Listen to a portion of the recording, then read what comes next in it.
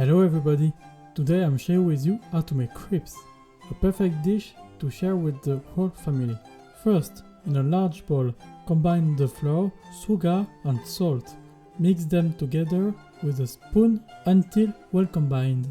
Make a well in the center of the dry ingredients and pour in the milk.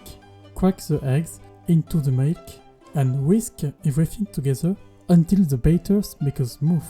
You can use a blender, a fork or a whisk to do this. Add the melted butter to the batter and whisk again until it's fully incorporated. Let the batter rest about 10 or 15 minutes. This will allow the flour to absorb the liquid and make the crepes lighter.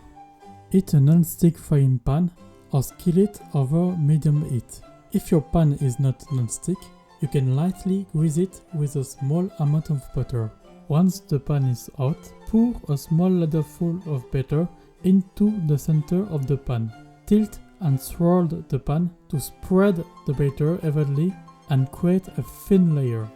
Cook the crepe for about 1 or 2 minutes, or until the edges start to turn golden brown. You can lift the edges with a spatula to check if it's ready.